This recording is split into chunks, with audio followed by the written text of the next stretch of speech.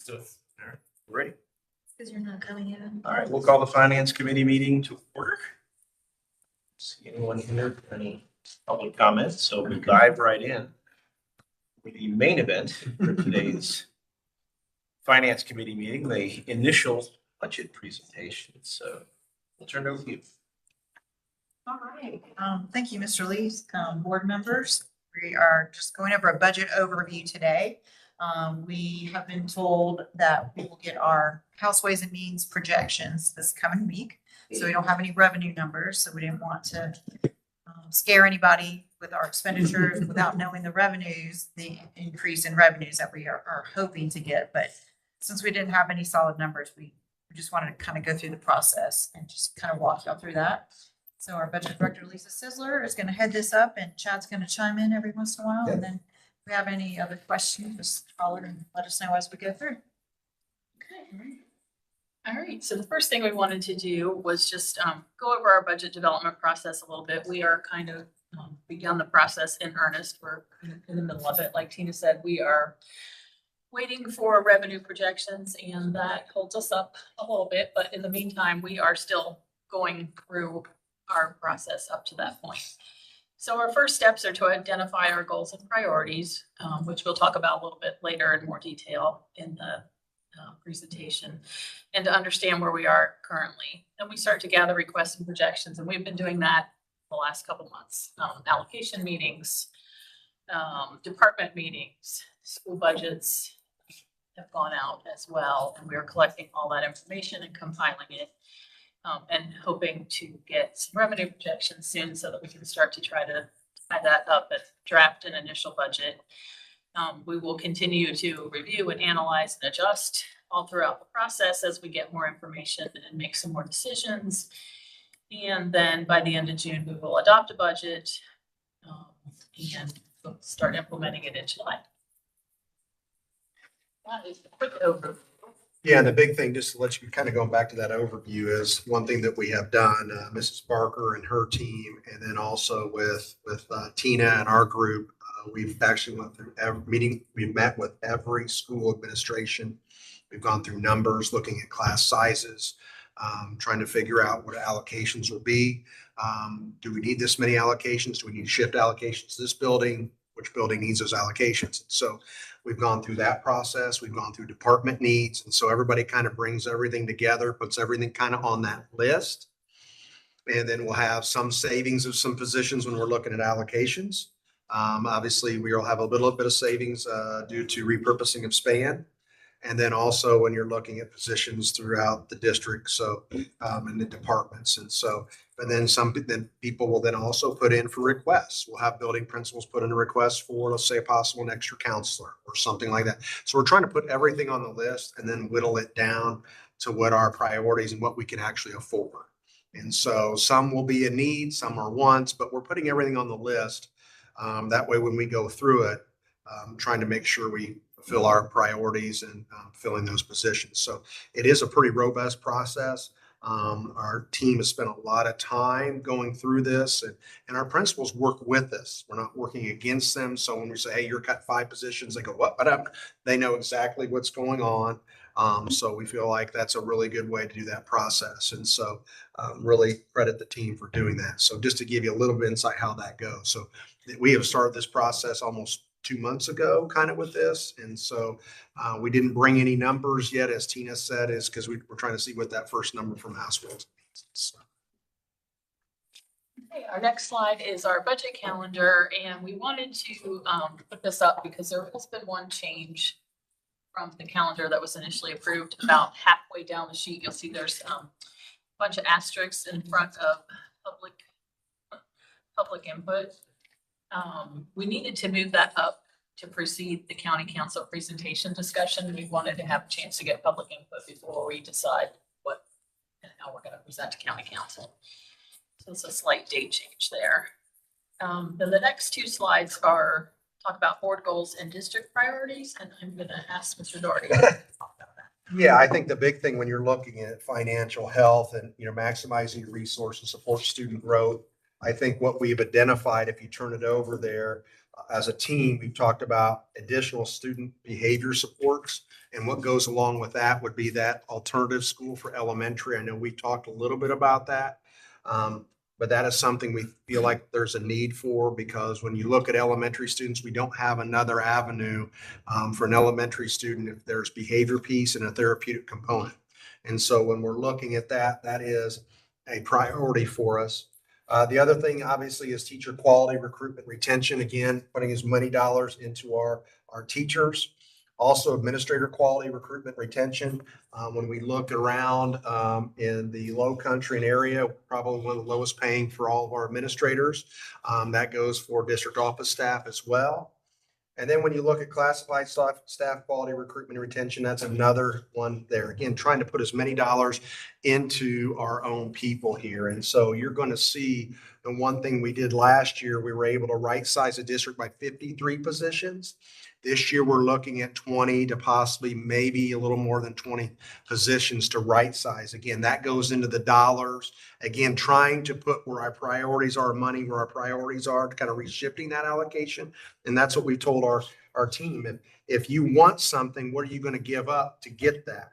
So you may have to reallocate something to get that position. So those are things that we're really trying to be good stewards of that, not say, yes, we get that position, get that. Well, what are you willing to get up to give that position? So those are our priorities this year going into this budget season. And so I'll turn it back over to Lisa and Tina. So our strategy going into this budget and our financial strategy overall, we want to start by analyzing and prioritizing expenditures and to maximize student outcomes. That's always our guiding principle. We want our student achievement to be as good as it can be. And that's looking at our needs versus wants and prioritizing by alignment with our goals and what's going to have the most impact on our students. Then we look at forecasting state and local revenues to support those expenditures within the imposed limitations that we'll talk about a little later too. We all know that we're limited locally and at the state level of revenues, but then we work to define those revenues and present a balanced budget where our expenditures equal our revenues with the goal of maintaining a healthy fund balance. We want to comply with a board policy of an 18% fund balance and maintaining a strong credit rating so that we get the best possible rates on our debt, and also minimizing financial impact on Dorchester County taxpayers. So I do have a question. Could you explain to the board what an AA2 rating is? For those of us that don't know, what is the highest rating? AA1 is the highest rating. And apparently that is very difficult for a school district to achieve. So Very difficult. Oh. Is there any other school districts that do have it? I think Beaufort has it. Okay.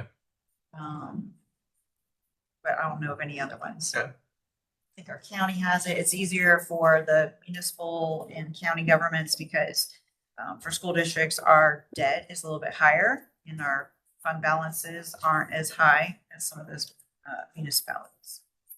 So we are really good. And Moody's, when they gave us our last rating, credit rating, they said that most school districts have a AA3 across the country. So doing better than that. Yeah. Well, thank you for explaining that. Okay, so we know we can't, we'd be remiss, we didn't talk about some of our budget challenges that we have here in DD2. First is which is affecting everyone. We all know that the cost of goods and materials, things like gas right now, everything is increasing. Act 388 and our lack of fiscal autonomy provides limitations on what we're able to generate in local revenue. We also have requirements that come down from the state that either have inadequate or no funding attached to them that leave us with unfunded or underfunded mandates. So our funding formula doesn't allow us to predict our state aid to classrooms. We have to wait for those projections. We used to be able to predict it a little better until they changed the funding formula. So we're kind of in a waiting game for that. And our Act 388 sales tax replacement has never even come close to replacing what we lost in owner occupied property tax. So that limits us on revenues as well. And then just the timeline of the legislative process. The legislative process lines up so late that there are times that we pass our budget before the state passes theirs, and that's kind of hard to keep that in alignment when we're trying to make decisions and the state is still changing their mind on things. And that brings us to the next slide, which lays out the state's legislative process.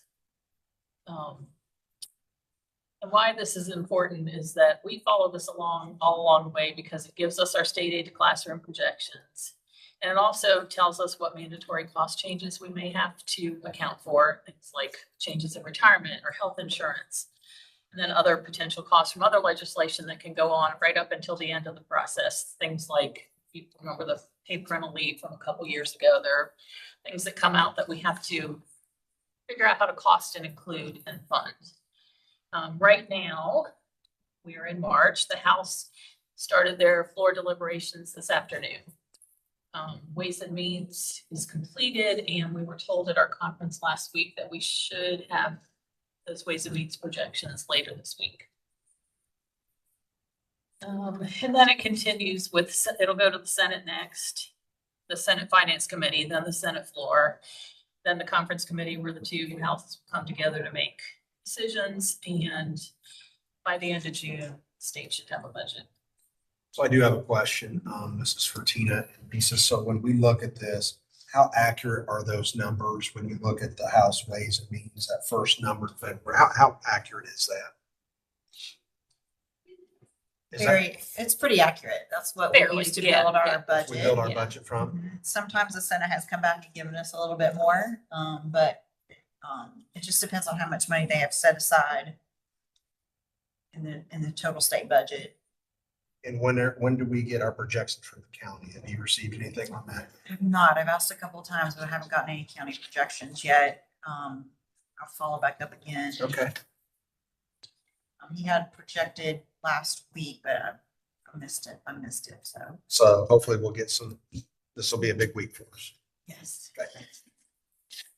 Are you concerned at all, given that this year we have decided there is no crossover date?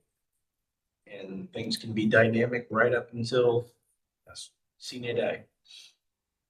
Any concerns? Well, that's usually the 1st of May, and so sometimes we haven't gotten our numbers until May, so we just present the best that we can. That's why when we go to county council, that's early.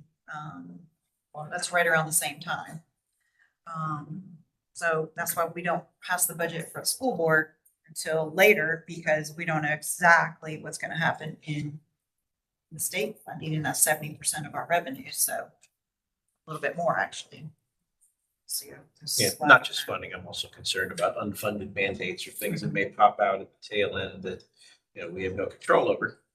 But we have to adjust for if they do something with health insurance or retirement plans. Well, I'll give you an example on a funded mandate. Right now in our district, we have 60 different languages our students speak in this district, 60 of them. We have 2,200 students to try to service throughout this district. When we look at adding some of the positions, ML, there are some more, we need to add some more teachers there to help out. But again, that is a unfunded mandate that we have to occur. And so just give you one example, that's just one of the many that we face. And so, when we meet with our departments, the ML department or academic, they're putting those things in the budget. But can we afford that? Maybe they're asking for 5 teachers. Maybe we can only give them 1 or 2, so we're trying to do the best we can and stretch those dollars. But going to what you said, Mr. Lee, yes, there are unfunded mandates that we just have to try to get, and we're trying to service kids the best we can. So that's just an example. 6-0, not 1-6, right? And it's possible that things can change right up until the end, but I would say that there's not a lot that at that point that we get to May, June, that's not super likely that it's gonna be something that we haven't heard about at all yet. It may be an amount, or state's gonna pick up more or less than they were going to, but it's usually not big surprises of something brand new that they're gonna throw at us. And the other thing it throws out, it's starting to become a concern for us, is the number of the money for vouchers, scholarships. Now I believe it's $170,000 for a family of four that qualifies for a voucher. And so I believe the state's giving, was it 10,000 of those out this year? They're going to increase that to 15,000. So again, school choices are becoming more of an issue. So some of those dollars that would go to public schools is now being siphoned off into non-public schools. And so that's a challenge for us as well. When you're looking at the state, they believe in school choice or non-public versus public. And that's the other piece of it. So we face. So, sorry. No, you're Oh, you're good. good. That's all good stuff. Yeah. So our next slide y'all have seen before. This is a chart that shows the history of allowable millage and what we've used over the last several years. As you know, our allowable increase in operating millage is based on population growth and CPI increase, and those are factors that we receive from the state. And it tells us what we're allowed to use. We have not gotten those percentages yet for this year, but this chart shows, you look down at 23, 24, down to 25, 26, it shows our 3-year look back. We're allowed to carry millage 3 years back that we haven't used to potentially use, in addition to what we will be allowed this year. So the 3-year look back, not including what we're going to get this year right now, is 44.59 mils that we We're gonna have ask for that available. many, Not that we're but asking for that, but it's we available. could, Do it. we're eligible to do that. But I do have a question, when you're looking at that millage rate increase limitation, is that a suggested number or is that as much as you can ask for in those given years? I noticed that we didn't get any millage increases the previous 5 years compared to last year. So what is that number on the left? So the number on the left in the millage rate increase limitation, that's what we could ask Okay. for that year. The actual increase is what we did ask for. So you can see that we didn't ask for anything until the 7.6 mils last year and all the years that are shown on the chart. At some point, as you move across in the allowable millage lost column, the second from the right, that shows it starts to roll off after you get past that 3 year. So those were mills that were available that we did not utilize, so they roll off. Thank you. Lose them, you can't get them back. So it's funding that we. And I see that each mill is valued of 899,000 currently. That's what we, for last That's year. our debt. That's our That's our debt debt? mill. What is our mill? Our mill, 432,000. Gotcha. No, how I knew that. And that was last year's. That was We last haven't year's. We don't received have the a informa- projection. We don't have the information I think yet. it will be slightly higher. Okay, the next 3 graphs, we've also seen before, but we've updated them for our FY26 budget. I guess mostly what we wanted to point out on this first one, these are our expenditures broken down by functional area. And if you look at the first instruction, instructional support, school management, transportation and safety, and facilities custodial, that's 95% of the pie. And that's really for direct operation of our schools and our buildings. Then the next one shows that 86% of our expenditures go towards salary and benefits. And the third graph is our revenues broken down by source. And this is where you can see, if you look at aid to classrooms, the 3 down, state in lieu of taxes, and then the very bottom one, other state. The total of those 3 is our state sources, and that is 72%. So 72% of our revenue comes from the state, which also underscores why we follow that state legislative process so closely, because so much of our revenue is generated from there. Okay. So I'm gonna talk a little bit about starting teacher salaries. So this first graph shows our starting teacher salaries beginning in FY 2018, where it was $36,124 for a bachelor's level starting teacher salary. And we've increased that by over $15,000 since 2018, which is fantastic. The graph after that is just basically those same numbers, but showing percentages. If you look at the percentage increase from FY 2018 to FY 26, we've increased that beginning teacher salary by over 43%. Now, Next ones, even though we've been able to raise the starting teacher salary by over 40%, we are still behind some of our neighboring districts, with the exception of DD4. But we know that some of our neighbors have the advantage of more non-owner occupied property and fiscal autonomy and some other advantages and opportunities that we're not able to have. So the graph shows the 4 districts. Dorchester 2 is on the far left, and then D4, Berkeley, and Charleston. And then the next graph is the same information, but with the actual dollar amounts of the starting salaries at each education level. And again, while we can't match what some of our other neighbors are doing, it is our priority to do as much as we can what we have.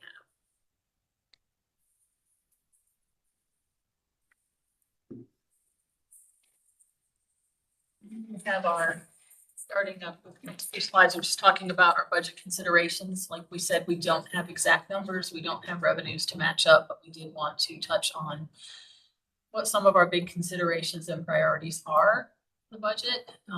The first one is our mandates.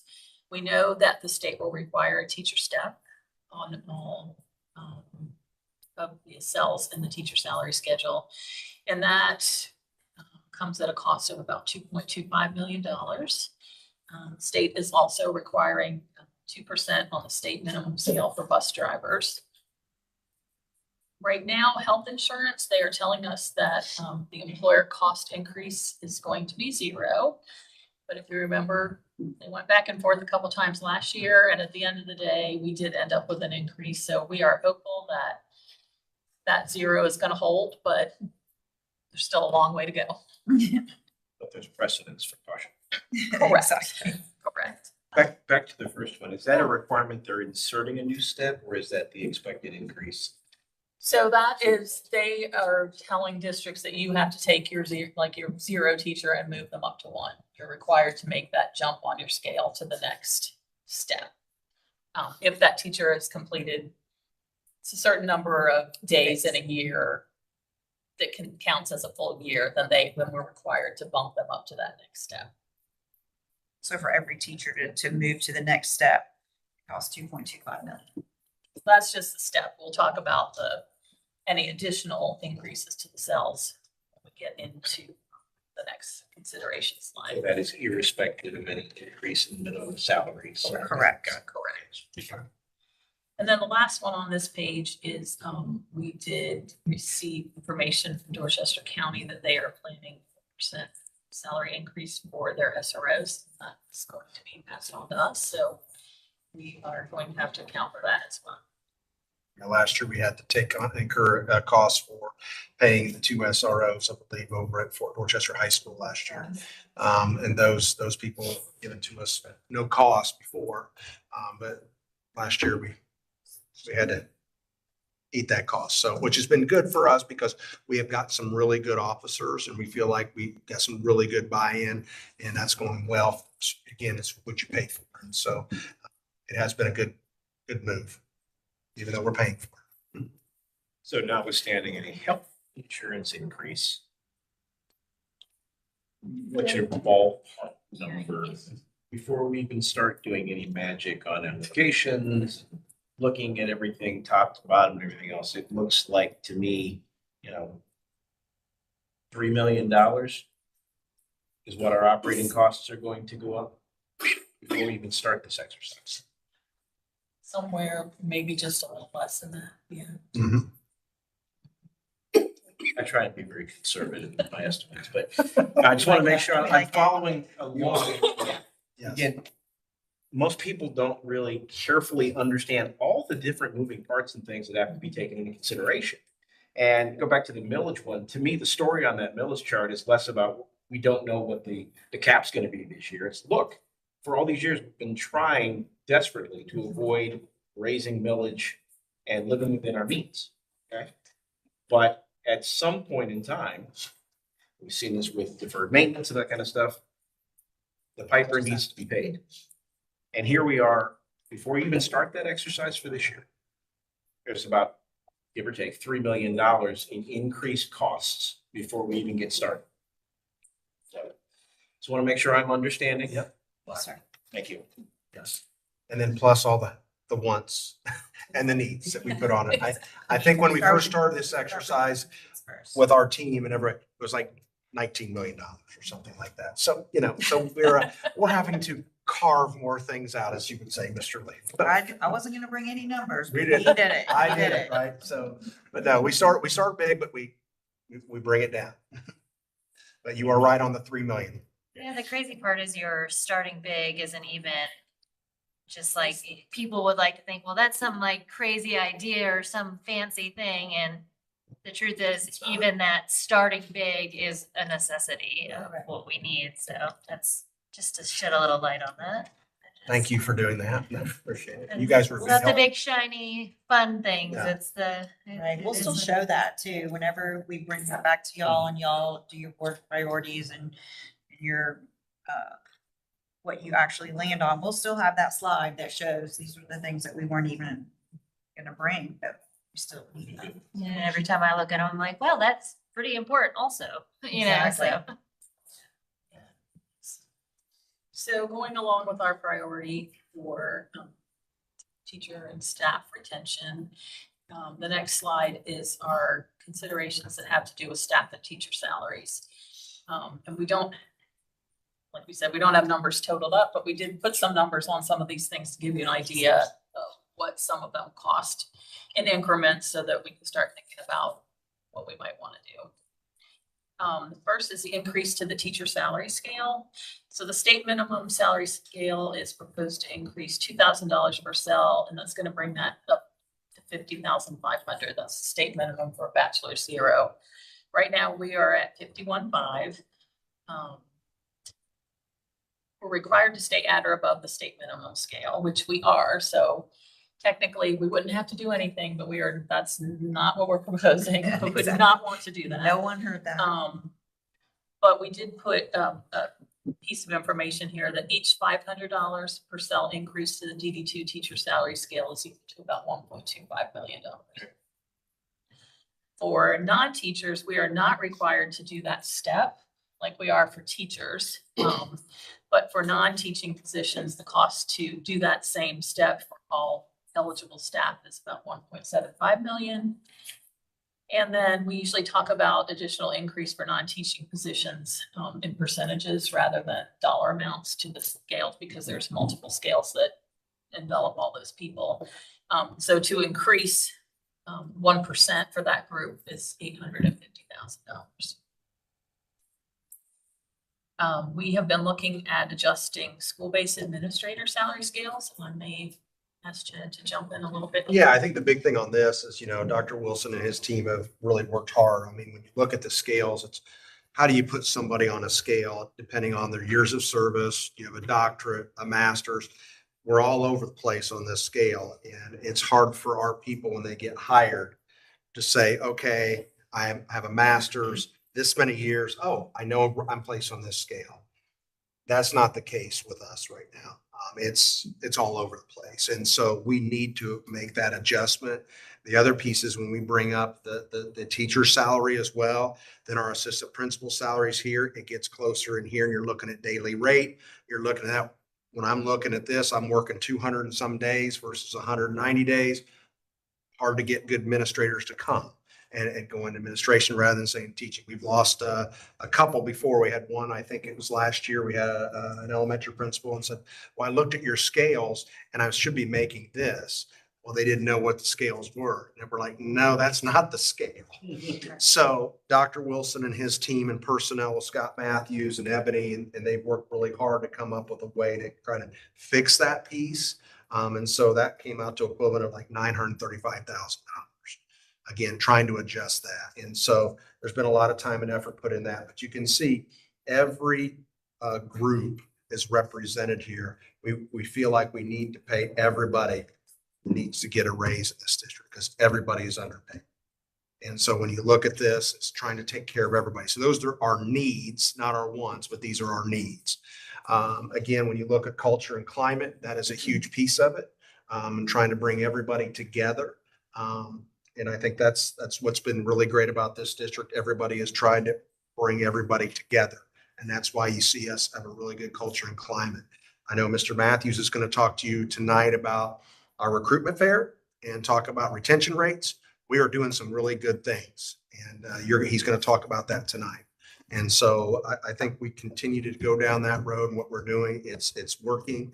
Our people believe in what we're trying to do here. So just some questions there if I can answer any questions on that. But the team has worked extremely hard to try to put this together. And again, once this budget comes to fruition, if we get that budget, our goal is to bring all of this together. And then you guys will then be able to see that, and hopefully we'll get that passed. So that is the goal, is to bring everybody together, because there's not one group that's better than the other. And again, that's what makes this district so great. So anyway, sorry. Yeah, you're good. No, thank you. So just to run through the last couple things on here, we also have an adjustment for district office administrator salary scales to remain in alignment. And that just means that if we adjust school-based administrator scales, we need to align the district office administrator scales as well. So we're still working on what that's going to look like. We're also considering adjusting the facilities pay scales. And that could be partially funded by moving some partial FTEs to 8% debt source of funding, since there's those people that work on capital projects a lot, so we can fund some of that from that capital money. You know, and it goes back to, you're looking at your facility people, you know, and Jeff trying to find somebody that's working HVAC, and that you can't find those people with the price we're paying them. And so Jeff is trying to get creative. And I tell him this all the time. I said, are you sure you want to get rid of a position when somebody leaves to combine a position, you know, to try to boost some pay and to try to reallocate that? And so we're looking at ways to be able to do that, because it's all about the talent and the people you put in there. Because a lot of times we can't attract that talent, because those people can go out in the private sector and they can make a lot more money. And so I know that's what he and his team are faced with. So we're trying to get creative on some things. And I know Jeff is bringing that. And my question is always, you know, we won't get that position back if we do some things like that. But those are some things that we're looking at doing in order to give some of those raises. So I hope I answered that.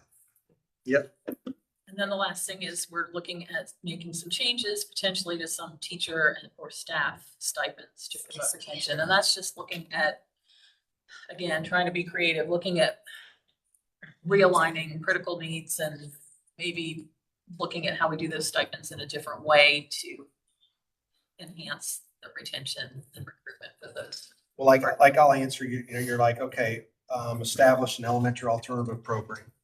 Well, if we're able to right size, and we talked about this with our district staff, if we're going to get something, you've got to give up something. And so we'll be giving up almost, 20 positions or right sizing. And so you're looking at 4 possible teachers and an administrator there for that program. And so we're trying to reallocate those resources toward a need that we have. The other, when you go through that, you're saying a district level position supporting schools. Well, we're going through a transition with special education. So do we replace a position in special education as a coordinator? And we have another position. So we're reallocating resources to where there's a need for student concerns. When I look at Mrs. Barker, her department, when we have student concerns and parents call, they're calling one of our directors, and where they are dealing with curriculum issues, all they're doing is student concerns. And so if we can do academic concerns, or if I have something with academic dishonesty, not discipline, the discipline goes there. And we know that there's a huge thing with attendance. I think we talked about that as well last year. When kids come to school, what happens? Improvement happens. We see a bigger need there, and also with truancy. So that person would be a big job. But again, we're going to reallocate some resources to get that position. We're not adding to our budget, if that makes sense. And so just with those needs. So when you look at those, that helps with some of our student behaviors. Again, additional BCBAs, they deal with behavior, and then RBTs, they deal with behavior. So if we can get some more of those, we're looking at that. They can help a number of students that are in our schools with behavior. And what's that do? That helps our teachers. That helps all our students in our classrooms. So we're not worried about behavior. They're able to teach students in classes. And that's what we want. And if we can get students help in an elementary alternative program that has a therapeutic component, that's what we want to be able to do to hopefully give them some coping skills. And then when they go back and transition into our school, then they'll be successful. Otherwise, we're kicking the can down the road, then they go through the middle school, and then they go through the high school, and they don't have those skills, and they become expelled, and we don't have a student is now not a graduate. And so we're trying to catch them at an earlier age. So that's why we feel like that's a really important thing. I know our team is going to be taking a visit to Greenville, Carrie Ball, and I believe Galia Mercer Brown to see exactly what that entails. And so if we do bring this back to the board, we'll have job descriptions and those things, what this will look like, and we'll do a presentation for you, just what this looks like, kind of like we did with Rise. Because we want the board to be able to see what are we investing in? What are we getting? What are we going to see? And so that's what we're going to bring back to the board before anything is approved. That will need to be approved by you, but those are some things that we're looking to bring back. Yeah, that was what I wanted to ask about that, compared to other districts and whatnot. Do other districts have this sort of a position or set of positions and whatnot? I know we talk about our overall administration to teachers to students ratios and everything, and we're pretty good in that regard. We're not top heavy. But is this an area where, because of the realities of the world and everything, we should be investing in? Yes. And how do we compare? What should we plan for? Right. I would agree with you 100%, Mr. Lee. I appreciate you saying that this is something we should plan for. It should be an investment. When I talk to some teachers, a lot of times they'll say, well, I have this one student and he has maybe some behaviors. Well, that behavior, some of those behaviors could be caught with a BCBA, behavior analyst in the school. Or it could be a registered, RBT. So they could be caught there at the school level. And if those behaviors get worse, then they go to an alternative school where they get a therapeutic component. We just met last week with a group. I can't believe the name of the company, but they want to provide a therapeutic service for us, which we would not have to pay for. If students qualify for Medicaid, those students will then be able to bill on that, and then we wouldn't have to pay for that. I said, so we were talking about, so what if they're not Medicaid? Can we use it? Yes. So, these are things we're looking creative where that student can get a therapeutic component. It comes with parenting classes and getting parents on board and getting to be able to educate them. So, it's going to wrap around services around the whole family, if that makes sense. And so those are the things that we're looking at doing, which wouldn't cost us a dime. They would just need a space. And we do have that space over at Span where we could provide that for them. So those are things we're looking at. And then maybe you test them, and they call it a day treatment program. And maybe we're going to test it over there. And then do we need to bring it into any of our middle schools or high schools when you're talking about day treatment? For some of our students. And so we're trying to get creative on ways like that. And again, because we are serious. So I'm sorry, talked way too much. Yep. Perfect. Great information. So that was kind of our high level, what we're thinking. And then what happens next? So we will continue to monitor the state legislative process. Like we said, we expect our first round of projections later this week. We will be meeting with the Dorchester County Administrator and CFO on March 25th to review initial tax projections and review the budget process for the county. We will continue to analyze and refine our requests and projections, and then we will continue to present updated amounts and details in future presentations, which the next one is scheduled March 23rd.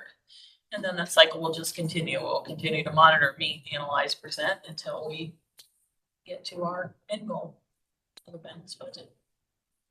And the thing we do as a team, we'll start going, and once we get those initial projections, we'll start going through the whole list, the needs and the wants, and we'll start whittling it down. Like I said, we started at 19 $19 million. So we Scare will. everybody. I know, we're not Goodness trying to gracious. scare everybody, but you know that we need to tell everybody to put it on the Yes. list because then we go through. I mean, and then we keep those things on the list, you know, because there's some things that are brought back up. And so, you know, Dr. Wilson and Katie, they do a great job of helping us put those together, and also with Tina and Lisa, we meet with all those groups. It's been good. So it's a great process we have here because the building principals and the leaders are all involved. It's not done to them, it's done with them. And so it's been good. So. Any other questions? Happy to entertain. And one last thing I would say, you know, last year through the process, just thank the board members because they were a big help in helping us get Absolutely. the millage increase. So thank you, Absolutely. thank you, thank you. That was a huge help Thank you because to we, the county for being a great partner last Yes. year with us. yes, they were. So hopefully they'll continue to be a great partner. We're hoping. Process matters. Yes. Appreciate you guys putting in the diligence for the process. I know people get all wigged out over numbers and whatnot, but what was our operating budget for this year? 300 million. Roughly 300 million. Right at it. And you're tossing around a $19 million number. To add. As a first pass, is like, okay, you didn't ask for 100 million. Okay, nobody's looking at ridiculous, huge increases or whatnot to start with. And so now you go through the process. And again, I thank you for your diligence in doing so. And find out what the budget projections and all that stuff comes up with. This was all a discussion around operations. Yes. That is correct. And the only operations budget we pull from, like she said, 72% is pulled from the state. And the other piece of that is from our local. And the only way that we get more money is through a millage increase. And I know that this board has been looking to do some other options as far as revenue sharing. I know that we have looked into partnering with DD4 on that and with our legislators on that and our county people on that. So they're very well aware of that. And so again, trying to figure out another way to add to that bucket for operations to pay our people is a huge thing. And so the board has been a great champion of that. So that's the one thing we're trying to do is the next piece is add to that bucket is that revenue sharing piece, which Spartanburg has a great model where they have, I believe, 6 different districts that they share where all the industry comes in and they share those dollars. And so we've been in contact with DD4 and we've had several meetings with them. And so they know that's something that's definitely on the table. Well, I'd like to take a minute to thank you for your partnership with DD4. I feel like our superintendent has gone out of his way to also do his part in building those relationships and sitting down and having those conversations. And I think it's the best it's ever been that I've seen. So I appreciate your hard work in Well, doing thank that as you. well. So You know, the other piece, just to put this out there, when we're talking about this, you know, you're looking at projections and looking at the future. I know, Mr. Lee, you talked about what's 3 to 5 year look like. And again, it all deals with enrollment. And we did have a demographic study, I believe was done in 23. And we have spoken with Dr. McKibben. He is going to do another demographic study for us to dust off our numbers, to look at our redistricting. So we're in the process of putting our new lines together for our schools, giving those numbers to him, giving all the new developments that are taking place. He will then come up with another number for us to look at. So when we're planning down the road, if it's for a referendum or if it's any sales tax, whatever that is, we have that study to use that data to say, oh, you're going to have this many more students. And so that is a good tool to have when we're looking at that 3 to 5 year projection, because if we know we're getting an influx of students, okay, we've got to go ahead and start planning for the future. And so I think this board has done a great job of planning for it. We're in due diligence for some acres out by Ashley Ridge, which we know that's where, we see all of the increase of students coming, Watson Hill, Homecoming, and then also with Summers Corner. And so this board has done a great job of trying to think ahead, and we'll have the land, hopefully, that we control our own destiny, that we're not waiting for the ponds. And so we appreciate, we'll still have. yes, it's still We going to get happen, it. but we do appreciate you all seeing that as well. So that's been a good thing. Back to the revenue sharing, understand the kicking around ideas and whatnot. Is there any sort of pro forma on what that might look like in terms of projected operational revenue? That's a great question, because one of the questions we had earlier this year, we had somebody that thought we were getting money from Google. And we have not received any money from Google. You check the mailbox? We checked the mailbox, or the checks in the mail, as they would say, but no. And that is the misinformation that is out there. They think we're getting money from Google. You can speak to Yeah, I was that. gonna say, can you explain why we're not getting money from Google? They haven't been built. So we won't receive any tax dollars until their building is actually in place and they actually have operations. Do we rolling. know when that is? So the last projection that we got from when we spoke with the county was probably 2030. So even all this potential 1.3 million per building or whatever it was in tax revenue, we might not even see till 2030. Yes, ma'am. All right. That's great information. Because some people think that we were getting money from it, and we were not. And so, that would go right into the operations. That definitely would help us. So, Wouldn't go very far. We took Definitely. that just one Yeah. step, but I it's was still just gonna helpful. say that. So what, 1.3 What are million, the we get like our teachers, what, a $200 raise? What's our projection from Google as one of those sources of revenue that can help us with operations? And going back to the point I made earlier, we're already staring at a $3 million increase before we even talk about any of the needs that we might have. right. And we haven't had the capital discussion. I don't believe you guys are prepared to have that conversation today, but when we look at the capital planning going forward, the 8% and what's going to happen with all that, that's a whole different conversation when it comes to buildings and renovations and repairs and everything else, and tracks, the walls here at the district office and so on and so forth. There's a ton of capital needs out there that we have to kind of capture, okay, and figure out what that looks like. And so that's a whole different discussion, but keeping it focused on operations only. Even if Google were online today, that might barely cover a mandated increase. Yeah. And doesn't address the realities that we have to deal with, and the fact that the market we're in, we are not as competitive as we need to be. Berkeley's going to open up a couple of schools right over the border. Okay, I'm a teacher sitting in DD2, and the starting salary for Berkeley is what, $5,500 more. Yep. As it stands today. And I can face the traffic going that way. It's probably about as bad as the traffic here, but that's a topic for another discussion. But what's going to help us remain competitive, to retain and recruit and deal with the realities?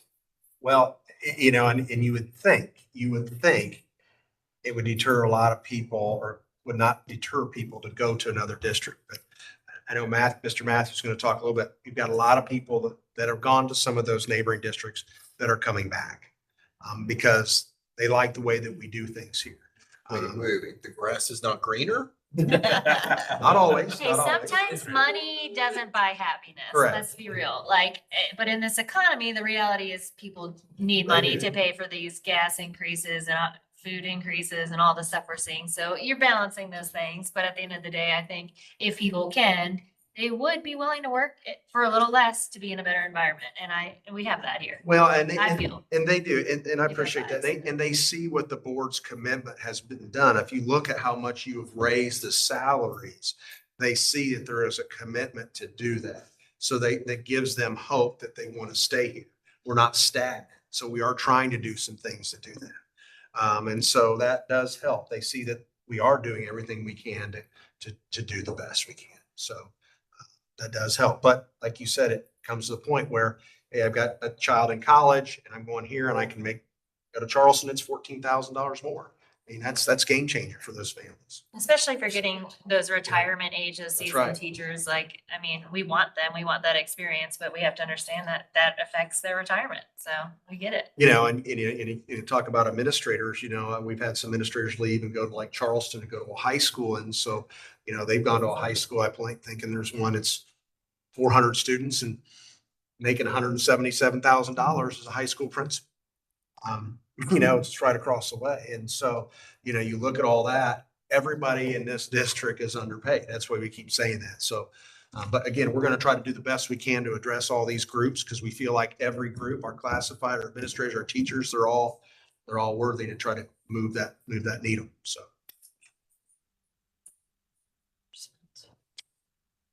All right, anything else? Hopefully answered some of your questions.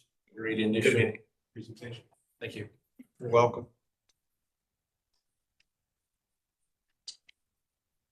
Any other questions on that? If not, we go to another item on the agenda regarding a look for the Oak Brook Elementary School playground.